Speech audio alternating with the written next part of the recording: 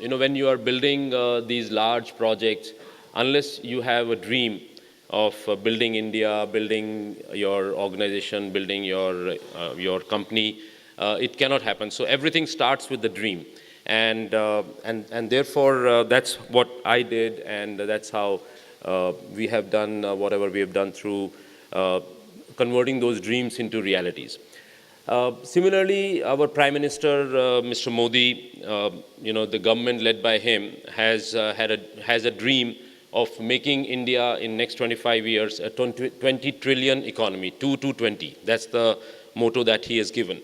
Now, 2 to 20, it sounds huge ask for any country.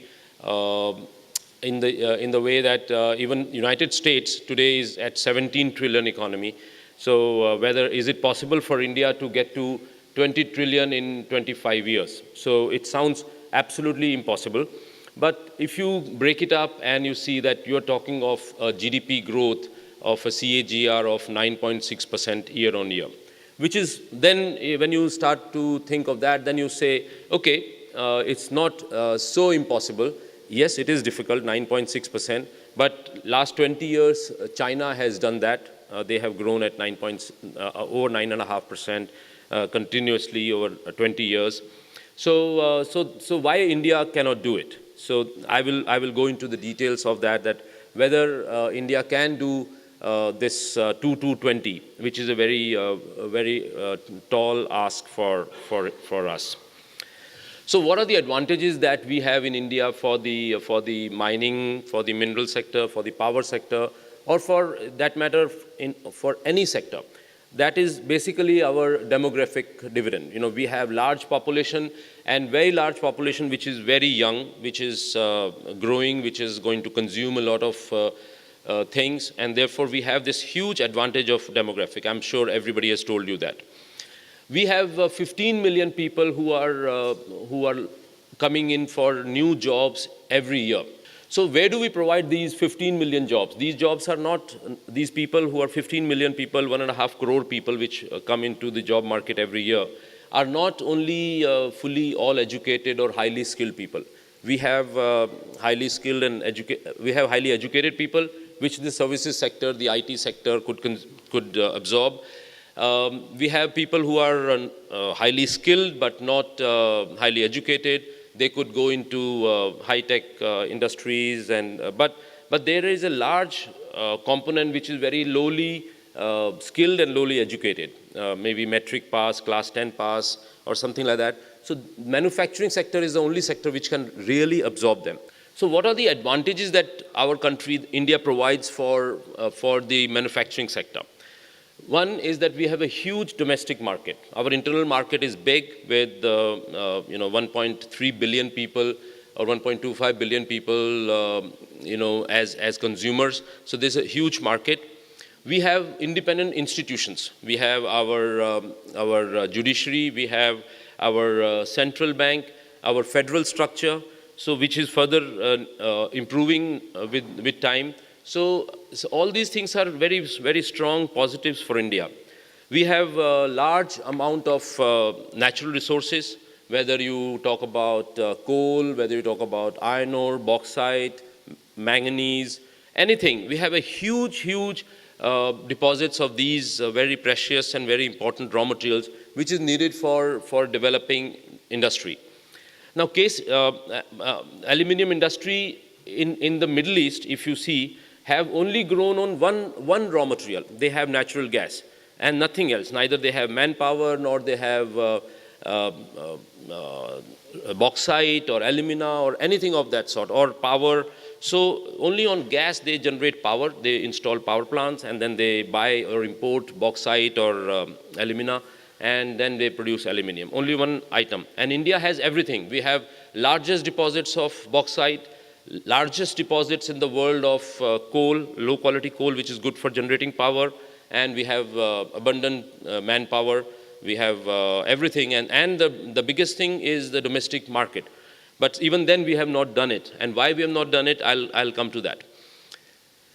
India is the fifth largest producer of iron ore or deposits of iron ore in our country, which is already explored. Coal, we have the largest deposits of coal in India.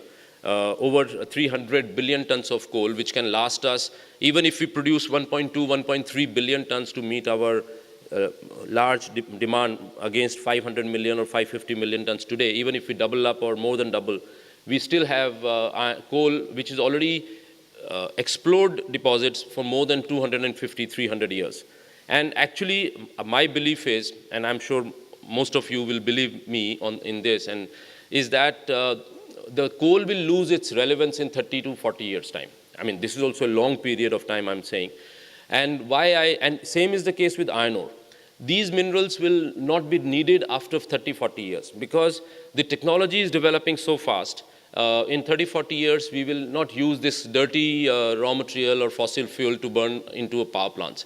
You will depend on solar energy, you will depend on wind energy, or nuclear energy for that matter, and God knows what new technologies will come up, which is right now everybody, the whole world is working on that to produce energy without generating CO2. So therefore, India must really utilize this asset. Another thing which has been very dear to me is that we must not export our competitive advantage. We must not export our minerals. I mean, on one side, we are importing iron ore and we are importing coal, but in the past, we have been exporting our mineral resources. So we must not export our competitive advantage. In fact, RBI governor recently mentioned that we must stop all exports of mineral from our country, and we must value add within the country and export value added products. So why the Indian mining sector has suffered over the last many years, and why we have not been able to do what we ought to do? Why we are importing close to 200 million tons of coal when we have huge amount of all sorts of coal, whether it is coking coal, whether it is thermal coal, why we are importing iron ore? So this has happened, as you know, because of the wrong policies or bad policies of the government. They have not put in place proper regulations, proper regulators, and of the previous governments. In the previous government, the one right hand did not know what left was doing, or they were kind of pulling each other down, and that's why the country really suffered. Now, what this government has done in the first 8-9 months is that very sincerely they have put in place various issues which were plaguing the country. They have come out with the coal ordinance, where they are trying to fix whatever coal problems that India suffered. And because of the various coal mines allotment, and the whole process of allotment was arbitrary. So therefore, they have now auction is going on. So no other government in the past in India has acted so quickly on economic issues, on industrial issues, which this government is doing. They have come out with 6-7 ordinances in the last 7-8 months because they don't have majority in the Rajya Sabha. So therefore, they have to approve it through the ordinance for the next 1 or 2 years, and then they will probably clear through the parliament as they get majority in the Rajya Sabha. So MMDR ordinance for mining of other minerals like iron ore, limestone, bauxite, that also will be now through a transparent auction process.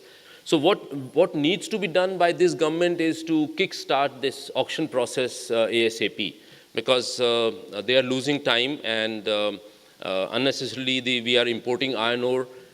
So therefore, we have, in fact, I have had a lot of discussions within the government that where we have to go to 300 million tons of steel by 2025, which we may not be able to achieve that, but that's the target that the government has set, that let's go to 300 million tons of steel. For that, we need 500 million tons of iron ore to be produced in India. And we have huge deposits of iron ore. So NMDC and SAIL, both these PSUs have got very large deposits under their control. So if they can produce each 100 million tons, that can release a lot of resource for the private sector, for the other steel companies, and thereby it can bring down the prices also considerably for for the raw material and make us much more competitive. Similarly, we have very large deposits of magnetite deposits of iron ore in the Western Ghats. And there are technology where you, without touching the forest and without touching the surface of the mine, one can do underground mining. And we have proposed this to the government that this magnetite deposit can be done underground without impacting any forest or any diversion. Nothing is required. And it can happen 100 meters below the surface of the mountains. The mining can be done. This is being done in Sweden. This is being done in China very successfully. So can be done. Why can't it be done in India? So therefore, now there is already a lot of thinking towards that. We can be actually producing steel for the world market. We have the highest quality iron ore. We have very high quality of coking coal. We have manpower. We have everything. So we can be very, very highly competitive. Today also Indian steel industry is most competitive, especially plants which are fully integrated and which are modern plants are more competitive than Chinese or Europeans or American or Japanese, Korean. So we are that way very competitive, except for the government regulations. Once they don't interfere, then things can improve further. So this is about the mining and metal sector. On the power sector, I'm extremely positive, very bullish about the power sector in India. Going forward, I believe that if we don't make mistakes, many power companies in India have made mistakes. They got over-aggressive and signed long-term PPAs without knowing what can happen in other countries. And now they are wanting to change those, they are approaching the government. So in my opinion, that change cannot happen because the government of India cannot be responsible for a third country or laws in the third countries. So therefore, if you don't make mistake, then power sector is a very, very strong sector. And because today we are only consuming just over 900 units per person in India. China is consuming 3,500 units per person, whereas if you see in developed world, it's 15,000 units in the US, in Europe, 15,000 units per person. So there's a huge scope, though in every field, our per capita numbers are extremely low because we have a large denominator. But I would say that we can definitely go to 1,500 units by 2020. And if we were to achieve 1,500 units, we have to nearly increase our capacity by 60%. So therefore, 250,000 megawatts is the installed capacity today, must go to 400,000 megawatts by 2020. So the 1.5 gigawatt new capacity that is coming up, or that will come up, or will be needed to provide power to everybody, would need nearly 1 billion tons of coal. And so therefore, our power minister, Piyush Goyal, has made this comment that we will produce by 2020 or before that, we will get to 1 billion ton. I don't think that is really feasible. But even an attempt towards that, at least we are talking about mining 1 billion ton of coal. Itself is a huge statement that our government is making. This was not heard earlier. Another thing which in the power sector which is really needed is to reform the T&D losses. We have about 25% T&D losses in India on an average across the country. This needs to be brought down to a global level of 15 to 17%. And this can be easily done. Today, there are tremendous amount of technology available. Again, as I said, we can leapfrog this. So to bring down from 25 to 15%, there are technologies, there are ways where you can do through a remote control system, metering and everything, and these losses can be reduced. But this needs huge intervention or interjection of private sector into this field, and I think government is already talking about this thing. Also the transmission, the cross-country transmission, which is right now a monopoly of power grid, should be broken. We should be permitted to build transmission lines. Private sector should be allowed to, without going to power grid, we should be allowed to build transmission line. I think that also is really required. So therefore, my my feeling is that India can really do extremely well in mining and mineral sector. We have all the things on the ground for doing that. And similarly, we can do extremely well, and we will definitely do extremely well in our power sector.